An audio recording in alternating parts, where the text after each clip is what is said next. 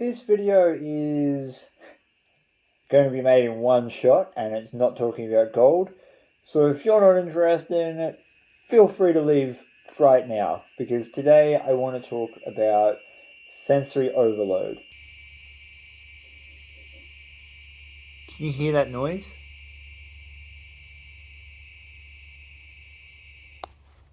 It just stopped.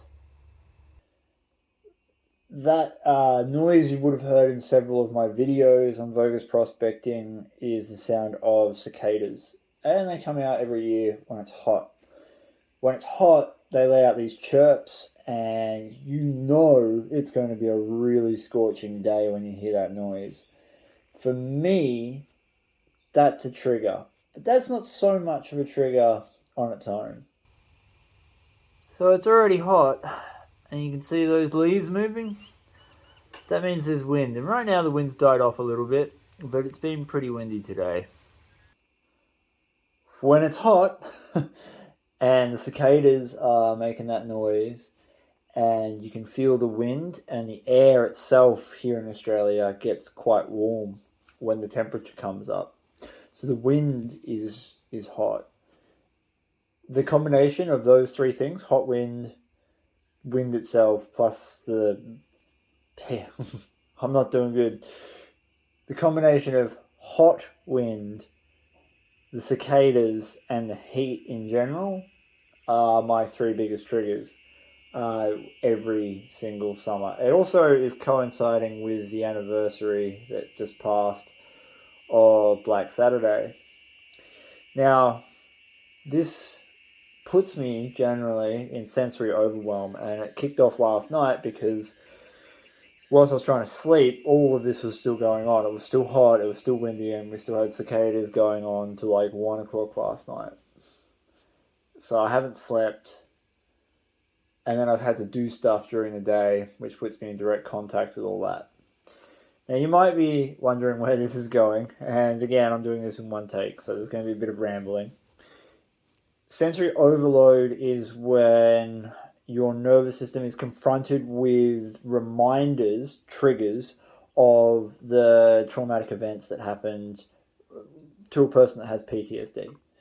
Now, a trigger, in essence, is just your nervous system reacting to a stimulus.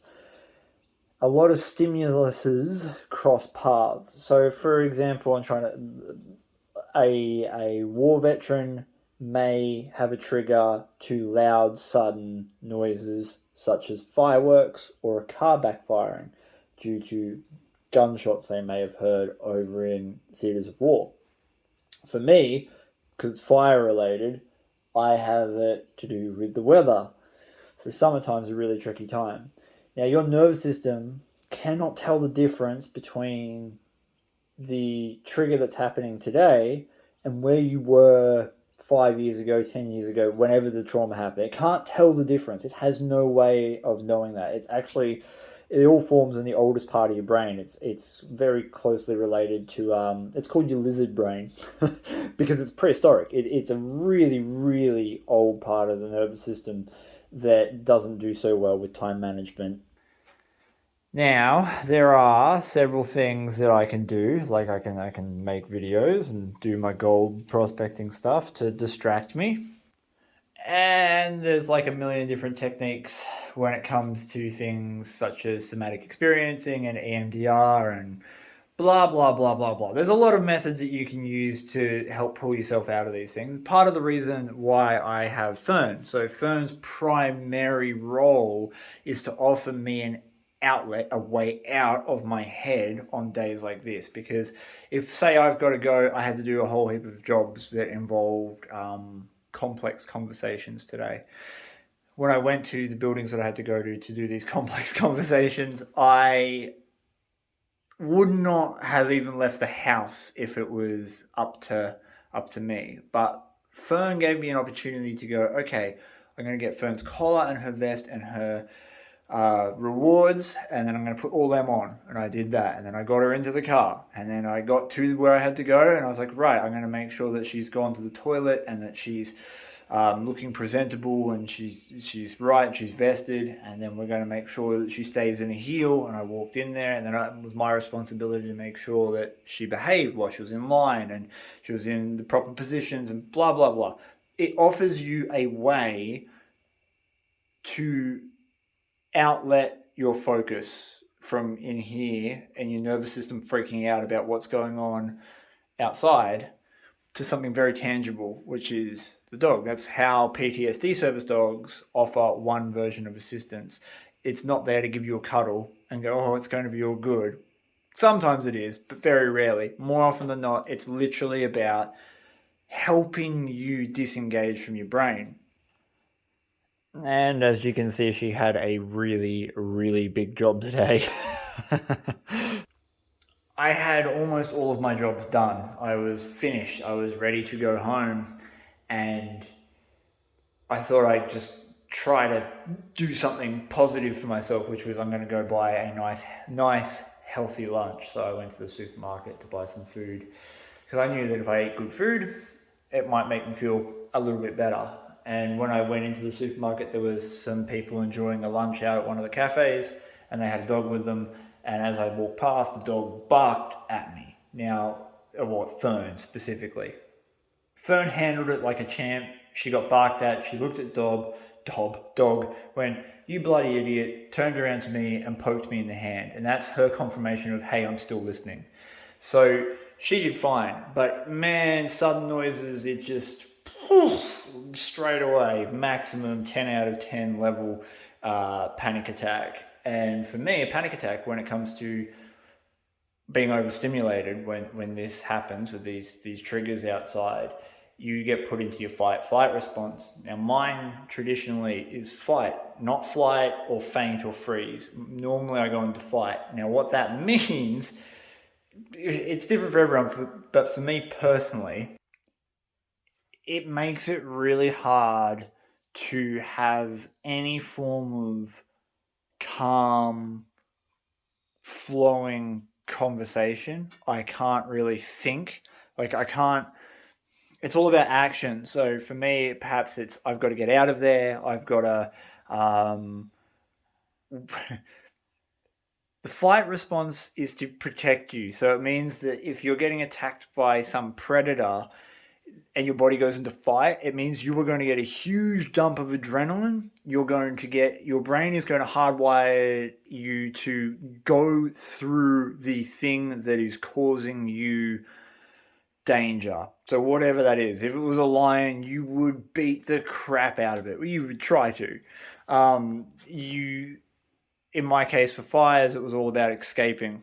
So I had to fight. I had to make sure that me and my family were safe. So I slipped back into that because that's what triggers do. They take you back to that time. And so when you're in a supermarket and your brain's putting you into the fight response, holy crap, does that cause some problems? Because suddenly you can't have conversations with people. You think everyone is an enemy or a potential threat. You think that the situation you're in, you feel it, like intuitively, you feel like you're under a massive amount of pressure and danger. And Fern, bless her little cotton socks, got me through that too. She kept doing that poking thing. So she pokes me in my hand or my thigh, and it's her way of asking for instruction. So she's just checking in to make sure that she's doing the right thing, and to let me know that she's listening. That's what I've figured out anyway. And so stuff like that helps because, again, it takes you out of your head. So I'm in the supermarket, I've got to buy my food, I got to make sure that Fern is behaving herself the whole way through it. And so she got me out and she got me home. And she kept me calm. She kept me calm in terms of it's my responsibility to make sure that she behaves, and you can't do that if you're in a situation where you are being super aggro at traffic or being overly aggressive within conversation at the checkouts because someone's taking too long. You can't do that, and that's that avenue out. once again. Like I said, this is recorded in one shot and there's going to be some rambling. Sometimes these triggers last for not a very long time. There's been occasions where I've been triggered. I get triggered pretty much every day. A lot of the times it's very short lived, maybe an hour maximum. Sometimes I'm able to deal with it literally within the moment, especially since I've got Fern, because it helps me regulate. So I will get triggered and perhaps be able to deal with it within a couple of minutes and be back out of it using some of the techniques that I've been taught over the years, plus the assistance from Fern and also my own development over the years in terms of how deep I get put into the triggers. But today, oh man, I'm still really, really, really deep in it. And I thought I'd make this video just to try and explain it while I was in it, because it's hard to remember after these go away, and the longer they go on, the more exhausted you are at the end of it. And that's happening at the moment. I can already feel that tomorrow is probably going to be a write-off. If I come out of it today, tomorrow is definitely going to be a write-off. In terms of energy, it will just drain me. Because you got to remember, this is a physiological thing. It's not a psychological thing, and it's hard for me to explain that to people. It's a great misunderstanding around what a trigger and PTSD and stuff is. You have to remember that your body is slipping into fight flight, and so if mine's fight, I'm getting that adrenaline dump. I'm getting that aggression towards everything I'm doing. So that costs a bunch of physical and mental energy. And when it finally subsides and your nervous system starts regulating again, you're left with the aftermath of that. Welcome to my closet. It's also days like this where things like that up there, that box that I haven't opened in quite a few years, that hold a lot of very horrific memories. I can't even touch that box, yet alone contemplate opening it. And you might be wondering, like, well, why the hell do you have it? And I don't even know how to begin to describe that. It makes it feel real, because a lot of the time when you get slipped into these panic attacks, when you get slipped into these really deep sessions of PTSD, you can leave the other side of it feeling completely worthless, completely disassociated from reality in terms of, like, did that even happen? Did all that crap even happen? Am I just making it up? Am I just being some sort of soft cock?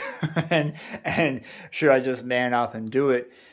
And that reminder of, no, it's real. It was real. That day happened. Those things happened. So it's very grounding in that sense when you're away from it, but out of the panic attack. But when you're in it, like I am at the moment, the allure to relive the trauma is really strong. I feel a draw to almost be. This is going to sound dumb to a lot of people. It's a draw to almost be re-traumatized, to make your feelings feel valid. So the way I'm feeling right now, where, like, I'm super freaking angry and super upset, and it's simultaneously very depressed and quite angry. Like, there's a whole heap of stuff going on right now, and I want that to feel justified, because right now, the thing that triggered me that sent me to this level, besides everything that's going on outside with the weather, was a dog bark. And it's through no fault of the dog. It didn't do anything wrong. None of the people did anything. Nothing bad happened, and nothing bad is happening. So you feel like you want to justify this very moment right now.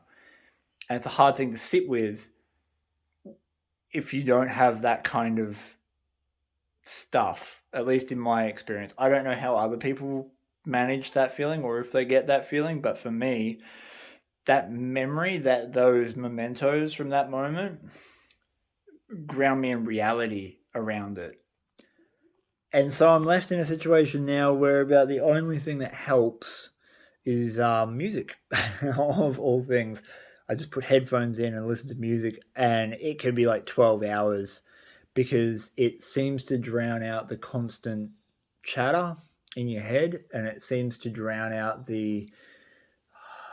it seems to give like an outlet for that energy that I'm feeling to dissipate into. And it's a really important thing that I've discovered is that music helps because it just takes that real pointy edge off. And I can't hear the cicadas and I can't hear the wind. Yeah. Well, that's about enough rambling out of me. 15 and a half minutes worth of talking about this. So, for those of you who watched this and got something from it, that's what I want for this. It's like, this is. I just wanted to show what a panic attack really is. And like, I'm holding back a lot at the moment to even make this happen. And I just want people who might be going through the same stuff that I am, who are probably the ones who have watched this video. I just want to give them the sort of reassurance that you're not the only person that goes through these sort of emotions. Because I'm willing to bet that if I'm experiencing these things, then a lot of other people are who are in the same sort of boat. And knowing that you're not crazy and knowing that it's a normal part of having PTSD, for me, when I found that out, it really helped. And maybe it will help some of you guys. All right, I'm going to leave it there. I guess I'll see you on the next adventure once I get over this. Give your dogs a big scratch behind the ear for me. I'm going. Bye.